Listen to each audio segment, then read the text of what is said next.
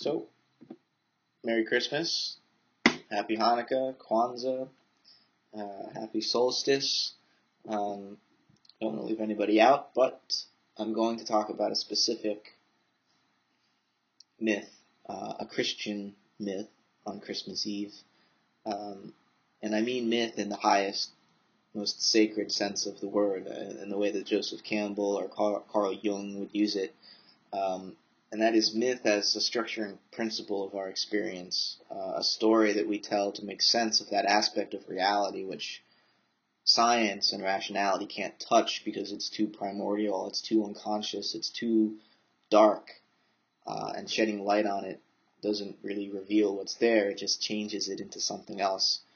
So myths are sort of the unconscious rituals that we, even today in our enlightened, rational, secular society, still rely upon to tell us the very basic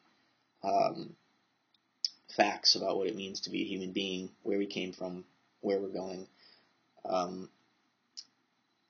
And this Christian myth of the birth, death, and rebirth of Christ is an interesting one. Because God has become human in this myth. And typically we think of God as just this transcendent, otherworldly, omniscient, omnipotent being which exists entirely separate from the created world. This is what allows God to be perfect. The world itself is, of course, flawed. But in Christ, God becomes flesh.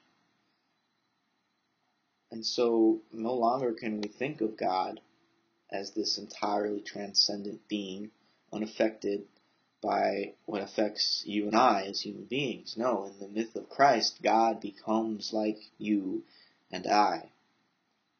And of course, the Orthodox Church dogma is that, no, Christ isn't like you or I. Christ is special. Christ needs to be put up on a pedestal. He's not really human. And I think this is an unfortunate way of looking at the myth. He is fully human. And, it's only once we've acknowledged that this act, be it a symbolic act or a mythological act, only once we fully acknowledge that Christ is human does this act become archetypally significant for us, in the sense that it restructures our psychological experience, because it shows that God is within. God is the human experience, and our own birth and our own death are essentially the same story of Christ.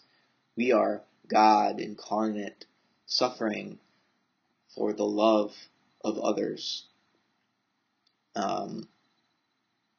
Each one of us.